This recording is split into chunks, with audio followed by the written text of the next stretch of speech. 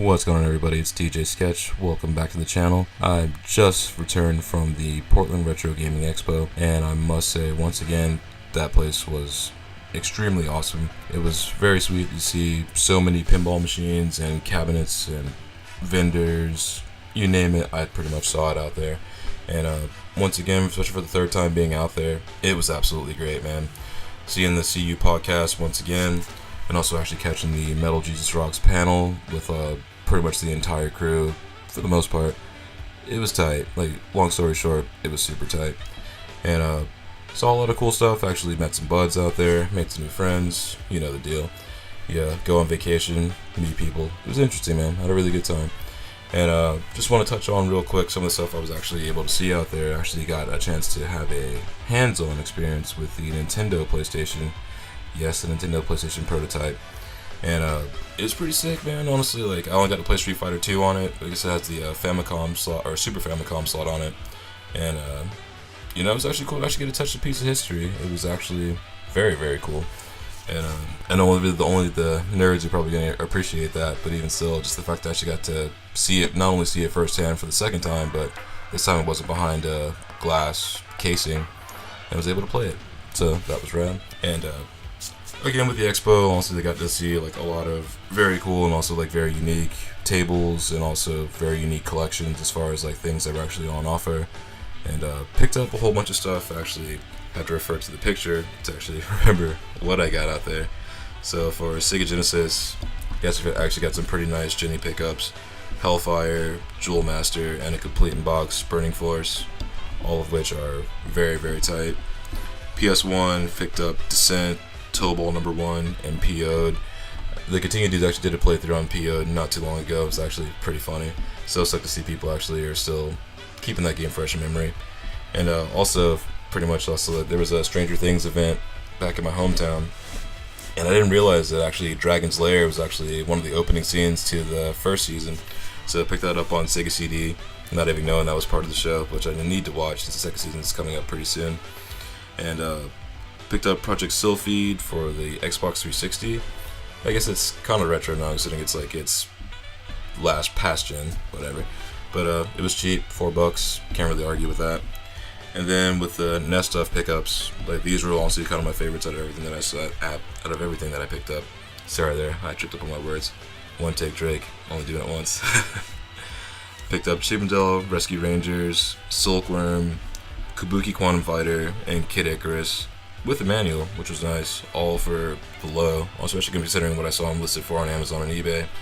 And also, SNES pickups were a little bit low this year, but also SNES carts are getting more expensive as time goes by. But I picked up a copy of ActRaiser 2, which I'm actually very stoked to play through, because ActRaiser 1 was a jam. I know in ActRaiser 2 they took out the world building parts, but you know, honestly I can let that go, because the action bits from the OG ActRaiser are pretty awesome. And found a very good price, so honestly I'm actually amazed I came back with money this time.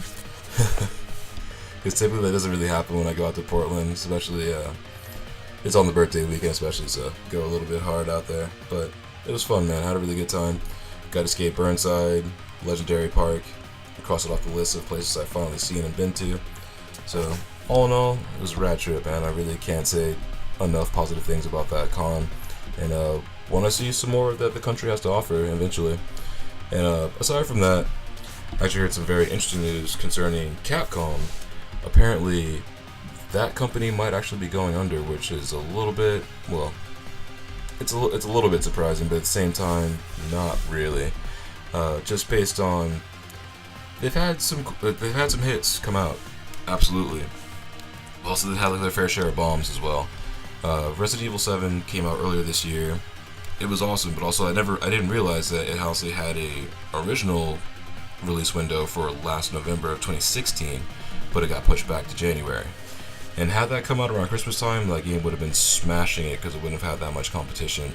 But with that, the somewhat lukewarm reception of Street Fighter V, it's honestly not even getting played competitive that much anymore, which is honestly kind of surprising considering it's Street Fighter. You would think people will be all about that, but apparently not.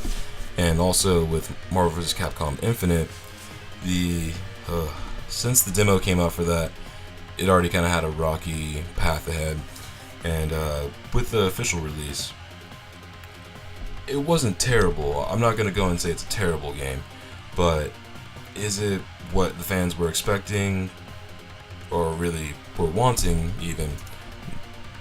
Kinda, sorta, not really. I mean, it got some fairly decent reviews, but really no one at any point said they were over the moon with it, you know? And I mean, after playing it a few times, like, honestly, even I could say it's like it's okay. I mean, if you're into the Marvel vs. Capcom series, this might be your least favorite entry, but even so, it's worth checking out. I mean, you can Redbox it or GameFly it, whatever. If you want to give it a shot, try it. Also, I know it's going to be going to bargain bin probably soon, considering Blast Blue Cross and also DBZ Fighters is just around the corner. It's literally just 4 more months, actually a little less than 4. And when those drop, man, I'm telling you, people are probably honestly gonna forget that NPC Infinite even came out. It's gonna be that kind of demolishment. But also with that, also I think Capcom is also aware of that. Also at this point, I'm hoping the Gold and Blue doesn't go anywhere just yet, but I don't know, man. Time will tell. And hearing about that today was a little bit sad, but at the same time, I can't say I'm overly surprised. But yeah, that's pretty much all I got, guys. I'm actually just getting over a cold, but I wanted to put a video up for you guys. And thanks again. I'll see you on the next one.